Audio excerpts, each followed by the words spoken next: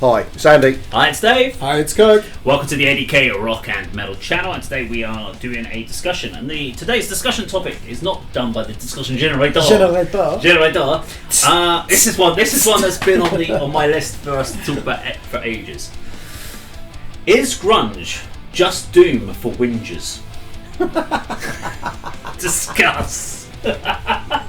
And let's start with Andy because he doesn't listen to grunge. You are doomed. You hate grunge. Well, I don't even know what grunge is. I mean, what are we talking about? Nirvana, Soundgarden. Alice in Chains. Yeah, some bands Nirvana, Sound. Tad. Yeah, you've got a whole range of bands that came out in the kind of early 90s. Late 80s, early 90s, yeah. And that you can trace musically their heritage from the guitar riffs, the tunings. It all goes back to doom, classic Black doom. Sabbath. It's a Sabbath doom. So basically, it's just another way.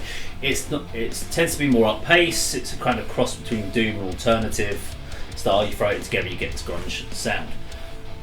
But it's the topic matters. Doom is quite sinister, quite intense, whereas grunge seems to be more about life and how life's getting you down. There's no occultism, is there? No, there isn't. It seems to be this kind of. That's what I said, whingers. If you look at the topics now, at the time, it was...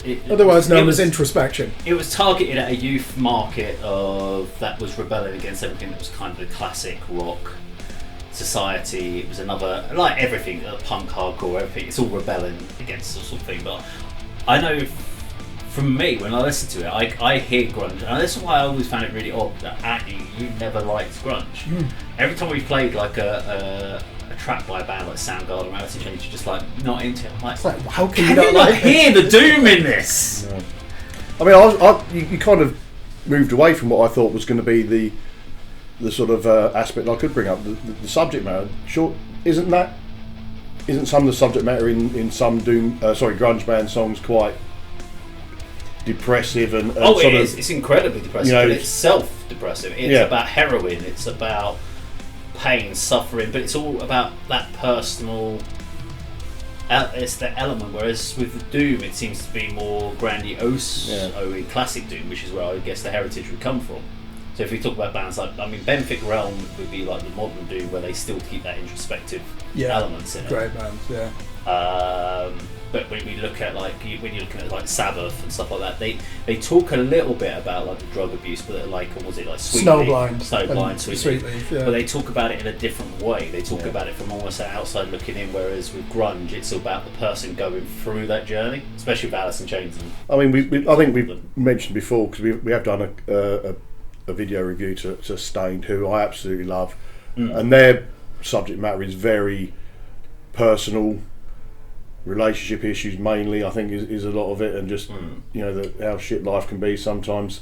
I mean, they got a foot in the genre of grunge, I would have thought. They're probably the closest grunge crossover. So I absolutely love Stained, because of the format of the songs and the subject matter, and just the sort of how personal the sort of delivery of the lyrics are and everything, and you can actually relate to it.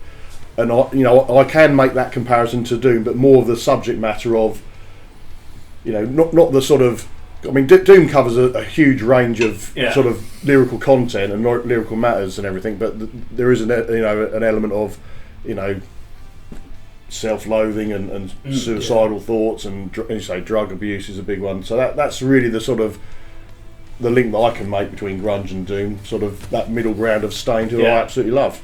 I mean, where would grunge sit on the family tree? If you were to talk about like the top being Doom, like classic Doom, Sabbath Doom, are we talking as a direct offspring? Are we talking about first cousin? Are we talking whereabouts? It wouldn't even be a branch, in my opinion, because it was such an influential popular culture. Should be its own tree. Yeah, but it has to get to you. A tree is formed from an acorn. So where did the acorn form from? Okay. I'll do a brief history lesson. Grunge, first of all, is Seattle-based. Yeah. It is specifically one city, and it starts with that band Green River, which features future members of Pearl Jam and Mudhoney, and then Melvins, who are credited with inventing sludge metal. They really did. They're basically hardcore bands playing doom. A lot of them, because if you look at Nirvana, Black Sabbath and Black Flag are the two main influences. So I would say the idea of heavy metal was always Black Sabbath and a bit of Led Zeppelin. Completely misses out Venom. There is a bit of Celtic Frost in there. Nirvana are influenced by Morbid Tales, and Jeff Ament from Pearl Jam used to listen to Hellhammer as well. But they skip out Van Halen and all the showmanship and flamboyance of hair metal and reacted against it. Punk, I would say, they've got that filthy punk sound. They're playing heavy metal riffs, and they've got an indie DIY attitude, haven't they? It's college rock. It's what would be called college rock in the 80s. So is it doom for whingers? I think that's a bit harsh using the term whingers. I mean, you can connect to music, can't you? And if you think about it, I know that we're more open now about men's mental health. Music was the one outlet you had, certainly in that dark period, like that Alice in Chains album, Dirt. Jesus Christ. One of the best albums of all time, but that is a really dark album, isn't it? That 1992 classic, Soundgarden. I mean, look at all the singers. Cobain shoots himself. Staley of Alice in Chains dies of an overdose. Chris Cornell dies of an overdose. Which, was it suicide? I think it was.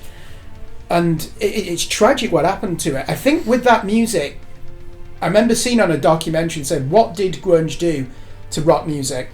It basically said to a lot of people who'd given up on rock because it was just hair metal, hey, we've not forgotten about you. There was a whole generation of people who had to look to 1980s English alternative music to get that. The Cure, Depeche Mode, New Order, bands like that. It was England that was exporting the dark forms of music.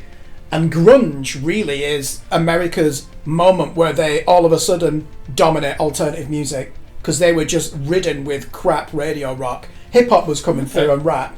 So that was speaking to people. So grunge really fulfills that role. And when you see that Spin magazine front cover with Kirk Cobain and it says the saviors of rock and he has that white t-shirt that says corporate magazines still suck, that is not hyperbole. That did save rock music. It's edgy. It's got a punk attitude to it. It's fucking heavy music, really, isn't it? It's basically pop music that's really filthy with heavy guitars. So I would doom is a massive influence. It's not though a subgenre of doom metal. It's its own thing. So if you're selling grunge to me, pop music with filthy guitars is not working. Therapy. Look at the Northern Ireland band Therapy. They do the same. I think that, to me, that's always been an interesting experiment. Can you write pop music format and fucking make it extreme? That's what grunge is, really. Extreme pop music. Well, there you go. From Kirk's mouth there. So we're saying that doom is not. So grunge is not doom for whingers then. So that's the answer on that one. Yeah, it's now morphed into alternative rock, hasn't it, grunge, for bands outside of Seattle. That's triggered me, saying anything's alternative to what? Fuck's sake. Well, there you go. If you enjoyed our video today, please do like, share and subscribe. We'll see you on our video sometime very soon. Take care.